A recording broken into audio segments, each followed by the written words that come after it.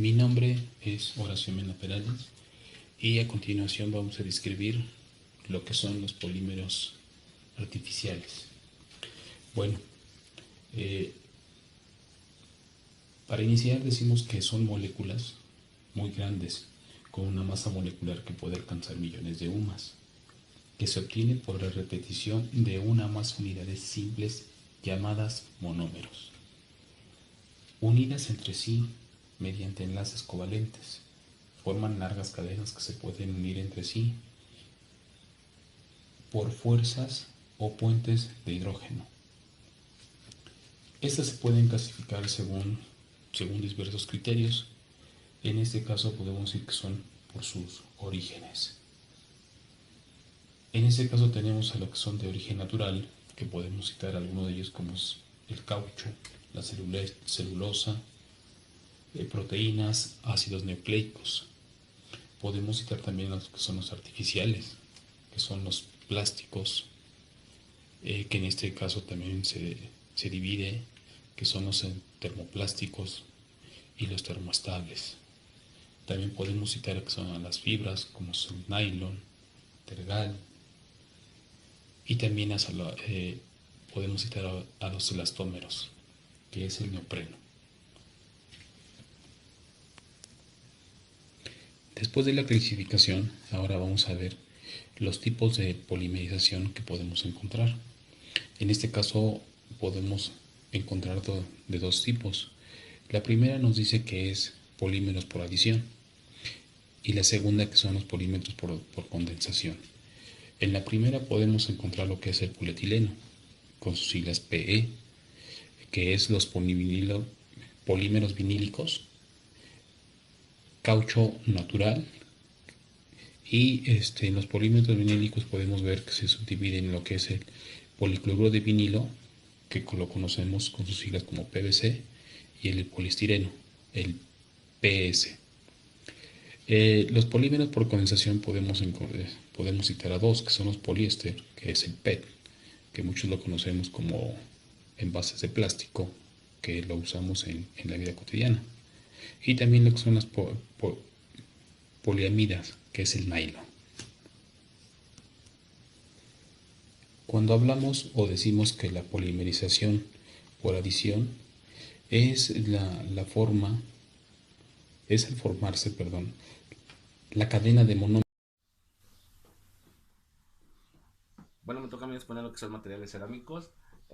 Principalmente los materiales cerámicos son construidos a través de arcilla, o es su principal materia prima.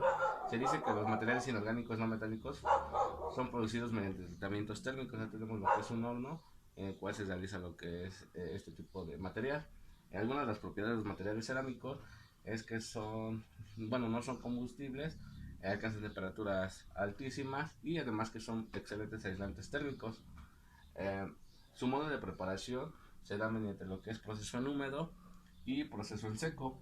El proceso en seco es utilizado principalmente para obtener productos de resistencia térmica alta. Después de pasar estos dos procesos pasa lo que es un prensado, en el cual principalmente es mediante un troquel, en el cual ya se le va dando lo que es forma. Los materiales cerámicos, dentro de los materiales cerámicos están los que son impermeables. Esto más que nada es por su dureza.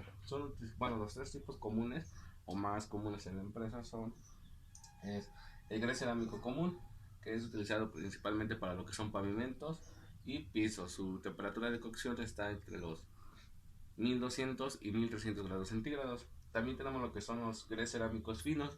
Estos son utilizados principalmente para valijas y azulejos. Exactamente igual que el grés común o el grés cerámico común, su temperatura de cocción está entre los 1200 y 1300 grados centígrados. También dentro de eso tenemos lo que es la porcelana, en la cual se utiliza principalmente para hacer toberas de lectores o para principalmente aislantes. Su temperatura de cocción son 1200 grados centígrados. Estas mayormente son compactos, frágiles y duros. Son utilizados principalmente para la industria. Claro ejemplo es cuando desean hacer algún experimento químico y se necesita fundir algún tipo de material, casi principalmente se utiliza lo que es material cerámico. Bueno, eso sería todo de mi parte. Gracias. Buenas noches, compañeros. Me tocó a mí exponer el tema de materiales plásticos y su clasificación. Los materiales plásticos se clasifican en dos, por su naturaleza o por su estructura interna. Por su naturaleza también se clasifican en naturales y en sintéticos. Los naturales son los plásticos que se obtienen directamente de la materia prima, como del látex, la caseína de leche y la celulosa. Los sintéticos se elaboran a partir de compuestos derivados del petróleo, el gas natural o el carbón. La mayoría de los plásticos pertenecen a este grupo. Por su estructura interna se encuentran los termoplásticos, los termoestables y los elastómeros.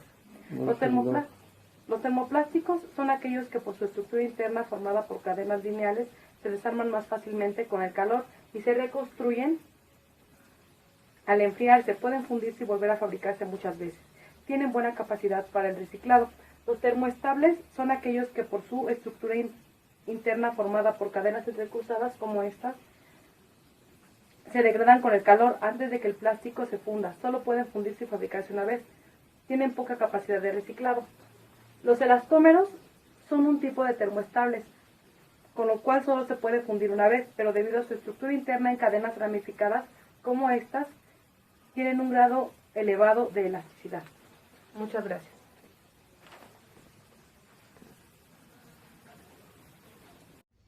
¿Qué tal? ¿Cómo están? Mi nombre es Carlos Cruz. Les voy a presentar el tema de polímeros naturales en la materia de procesos de fabricación de la carrera de Ingeniería Industrial del Tecnológico de San Martín. Comenzamos. Para empezar, comenzaremos a definir qué es un polímero. Pues bien, son compuestos o sustancias que están hechos de miles de millones de monómeros. Estos existen desde antes que se inventaran los plásticos. Son de suma importancia, aún más que los polímeros artificiales, ya que el entorno como lo conocemos se vale de estos para vivir. El polímero natural más importante que podemos destacar es el caucho natural. Existe de manera natural en los troncos de los árboles y este se encuentra de manera líquida lechosa, al ser una sustancia solamente compuesta de carbono e hidrógeno. También dentro de los polímeros naturales incluyen al ARN y al ADN, que son esenciales para llevar los genes y los mensajes químicos. Estos hacen posibles que las proteínas y péptidos realicen su función en los seres vivos. Las proteínas y aminoácidos también son un tipo de polímero natural, ya que las proteínas son esenciales para constituir músculos. Los aminoácidos también son esenciales para que el cuerpo humano y los seres vivos puedan vivir. Otro tipo de polímero natural son los polisacáridos o polipéptidos, que los encontramos en la seda, puede ser de las arañas, de las orugas, la queratina y el cabello, también en los rinocerontes, en sus cuernos y en los elefantes. También dentro de los polímeros naturales están incluidos los almidones, como son las papas, y la celulosa, como es la madera. De dichos polímeros naturales podemos desprender los artificiales, que son sumamente usados en la industria y en la vida diaria. Pero bien, como ya mencionamos, los polímeros naturales son la base de la vida, ya que los llevamos dentro de nuestro ADN como información o genética. Lo encontramos como caucho natural, con el cual podemos o se pueden fabricar llantas, tipos de plásticos. Lo llevamos en el cabello, lo llevamos en las uñas, lo comemos como papas, lo usamos como madera para muebles y también la seda la usamos para vestir. Dichos polímeros son muy importantes, ya que sin ellos no podría existir el entorno como lo conocemos. Pues bien, espero que les haya dado una introducción al tema y que de alguna forma haya resuelto sus dudas. Gracias.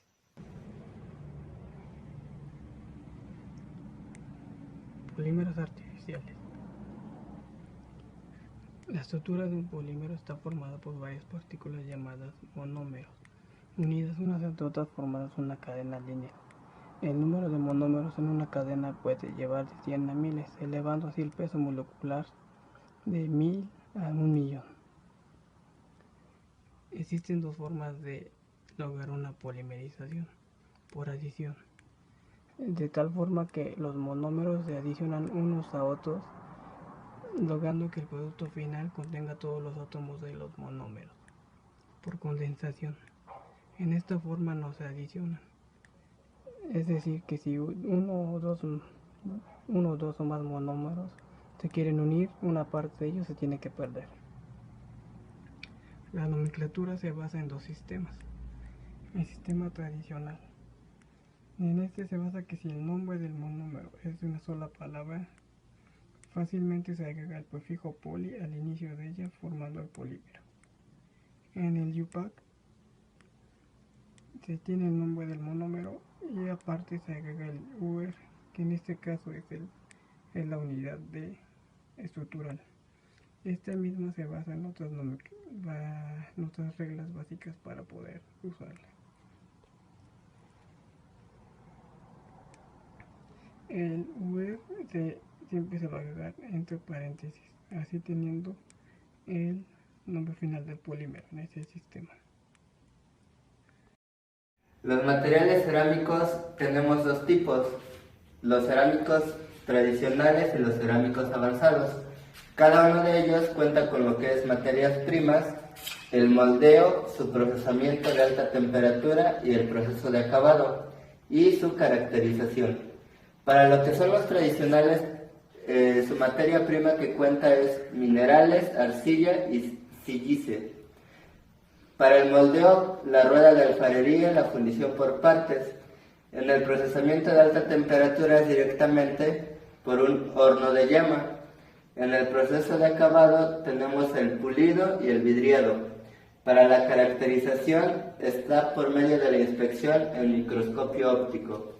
En lo que son cerámicos avanzados, también la materia prima que se utiliza son los polvos preparados químicamente. Por medio de la precipitación, el spray seco y la fase a vapor.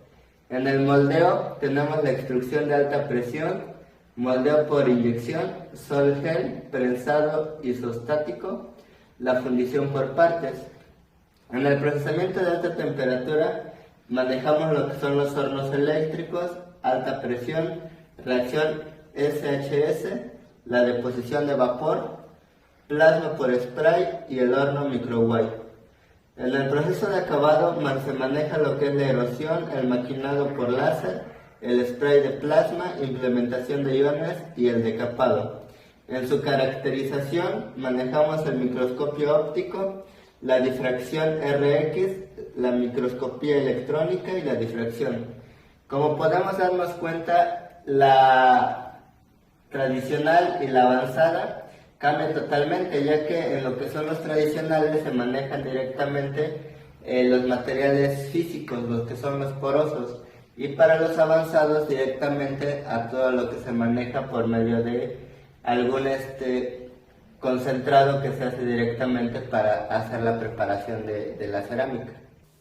Bueno, pues el tema que les voy a exponer va a ser el de polímeros naturales. Los polímeros naturales son todos aquellos que provienen de los seres vivos y por lo tanto dentro de la naturaleza podemos encontrar gran diversidad de ellos. Las proteínas, los polisacáridos, los ácidos nucleicos, todos los polímeros naturales que cumplen funciones vitales en los organismos y por lo tanto se llaman biopolímeros. El primer ejemplo que tenemos es la celulosa, que es un biopolímero compuesto exclusivamente de moléculas de glucosa, de cientos de varios de unidades, pues es un homopolisacárido. La celulosa es una molécula orgánica más abundante ya que forma parte de la biomasa terrestre. Es un polisacárido en la estructura de las plantas ya que forma parte de los tejidos de sostén. La pared de los vegetales contiene aproximadamente un 40% de celulosa. La madera contiene un 50%, mientras que el ejemplo más puro es el algodón que tenemos aquí, que tiene un total del 90% o más de celulosa. Otro ejemplo que tenemos es el almidón o fécula, que es una molécula compuesta por dos polisacáridos. La amilosa, que tiene una proporción de 20, y la amilopectina, que es en un 80%. Es el glúcido de reserva de la mayoría de los vegetales y la fuente de calorías más importante consumida por el ser humano.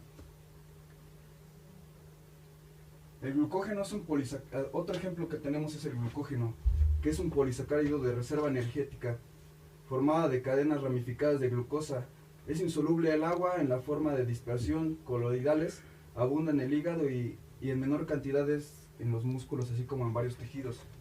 Su estructura molecular es parecida a la del almidón, pero la estructura molecular del glucógeno tiene más ramificaciones. Otro ejemplo de polímero natural son las proteínas, que son los polímeros o macromoléculas muy abundantes dentro de una célula en aspecto estructural y metabólico. Las proteínas desempeñan el papel fundamental en los seres vivos, además son las moléculas más versátiles y diversas. El ADN es otro ejemplo de polisacárido natural por las ramificaciones que lleva, pero este polímero es diferente porque es un biopolímero informativo, que tiene en su cadena un número fijo de piezas, además de una secuencia específica. Llamamos este informativo porque su única acción es solamente, como lo dice su nombre, pasar la información por medio de las ramificaciones que hacen sus moléculas. Otro ejemplo que tenemos es la seda,